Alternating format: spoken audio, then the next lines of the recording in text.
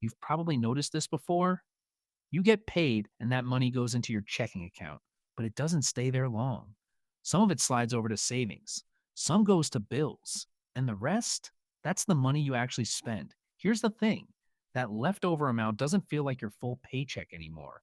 It feels like found money, like play money, like money that's already been allocated, so it doesn't count the same way. That feeling isn't a bug in your brain, it's a feature. It's called mental accounting.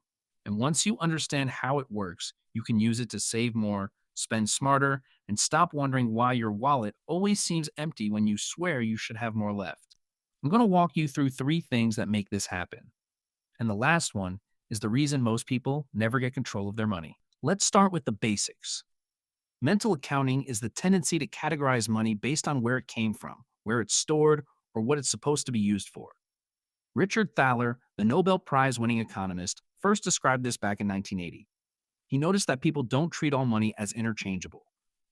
A $50 bill in your wallet feels fundamentally different from $50 sitting in a savings account, even though it's the exact same amount. Why does that happen? Because your brain creates invisible buckets. And once money is in a bucket, it takes on the personality of that bucket. Here's a perfect example. Think about a morning coffee. You walk into a coffee shop and a latte costs $5. Most people don't even flinch. $5 for a coffee is normal. It's fine. But now imagine that same $5 is the shipping charge on a $25 item you're buying online. All of a sudden, $5 feels outrageous. You're not paying $5 for the item. You're paying $5 just to have it delivered. That's highway robbery. Same $5. Completely different reaction. The only difference is what mental bucket your brain put it in. Thaler and his colleague found this pattern holds up in study after study. People will haggle over a $5 shipping fee, but happily pay $5 for a coffee they'll forget about in 20 minutes. The coffee is an experience. The shipping is a tax, and your brain treats them completely differently, even when the math is identical. Now here's where it gets more interesting. This mental labeling doesn't just affect spending.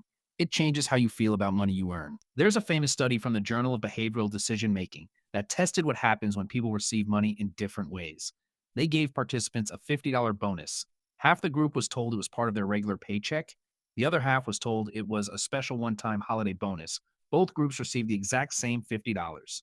But the second group spent significantly more of it. Why? Because they labeled it as a bonus, a gift, something extra that wasn't really part of their income. It felt like found money, and found money gets spent differently than earned money. This is what Thaler's team called the house money effect, borrowed from gambling terminology. When a gambler wins money at a casino, they don't spend it like they would their regular paycheck. They spend it like it belongs to the house, like it's free money. The same thing happens every December when you get a holiday bonus or a tax refund. That money disappears fast because your brain decided it doesn't count the same way. If you're finding this useful so far, hit subscribe. I've got the most powerful piece coming up next, and I think you're going to want to stick around for it. The third piece of this puzzle is how mental accounting interacts with something researchers call the pain of paying. Two economists, Don McGraw and George Lowenstein, studied why spending money sometimes feels physically unpleasant, and what they found was fascinating. The pain of paying is highest when payment happens before you receive something. Think about a subscription you pay monthly versus a one-time purchase you make at a store. That monthly charge hurts a little bit every month, but a big one-time purchase, that can feel like a punch to the gut, even if it's the same total amount over time. Here's the counterintuitive part. Your brain already knows this, even if you don't. That's why people often prefer paying dues at the beginning of the month, even when it costs more than paying per visit. Paying up front feels less painful than paying after the fact. Your brain has already filed that money into the already spent bucket, so it doesn't hurt as much when you actually use the service. This is also why restaurant bills feel less painful than grocery bills for the same meal. You're not just paying for food. You're paying for the experience, the service, the ambiance, the mental accounting shifts, the pain of paying decreases, and you eat better for the same money. But here's the real payoff. Once you understand that your brain treats money differently based on mental labels, you can engineer those labels to work in your favor. Take automated savings. Most people who try to save money manually fail. They save what's left at the end of the month, and there's never anything left at the end of the month. But if you automate your savings so that money leaves your checking account the day after you get paid, before you even see it, your brain doesn't treat it as money you had. It treats it as a bill, a recurring obligation like rent or a phone payment. The research backs this up hard. A study from the University of Pennsylvania found that employees who enrolled in automatic savings plans, where a portion of their paycheck went directly to savings before they could touch it, accumulated 40% more wealth over 5 years than those who manually transferred money when they remembered. And here's the part nobody talks about. That savings account doesn't feel like your money. It feels like your emergency fund. It feels locked away. It's not available for daily spending, so it doesn't compete with your checking account for attention. This is the counterintuitive brilliance of it. By making your savings feel less accessible, you make it feel less like spending money.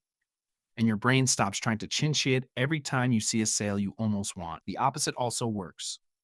If you want to actually enjoy some of your money instead of feeling guilty about spending it, give yourself a specific labeled account. Call it your fun money. Put a fixed amount in there every month. And here's the key. When you spend from that account, don't feel guilty. It's labeled. It's allocated. It's not taking away from your bills or your savings. It's just being used for what it was meant for. This sounds almost too simple, but the data shows it works. Researchers at Harvard Business School ran an experiment with two groups of people. Both were given the same amount of discretionary money each month. The first group was told to spend it however they wanted with no restrictions. The second group was told to label 30% as fun money and spend only from that bucket for non-essential purchases. The second group reported higher levels of financial satisfaction even though they spent the same amount. They felt more in control, more intentional. The labeled money gave them permission to actually enjoy it without the guilt that usually comes after spending. That guilt you feel after buying something nice for yourself, a lot of it comes from the vague sense that you should have saved that instead. But when the money is already labeled, already allocated, the guilt evaporates. You've already made the decision. The mental accounting did the work for you. So here's the summary. Your brain treats money differently depending on mental categories. $100 you earned feels different from $100 you found. Money in a savings account feels different from money in checking. Money allocated for fun feels different from money allocated for bills. This isn't a flaw. It's how you're wired. And you can either fight it and lose or use it and win. Automate your savings so that contributions feel like bills. Create a labeled fun fund so spending feels like freedom instead of failure. And stop treating windfalls like free money. Put at least part of every bonus or refund straight into savings before it has a chance to disappear. Once you start working with your brain instead of against it, saving money stops being a struggle. It becomes a system, and systems don't rely on willpower. They just work. If this helped you see your money differently, share it with someone who's always wondering where their paychecks go, and subscribe. I've got more videos coming where we break down the psychology behind every financial decision you make.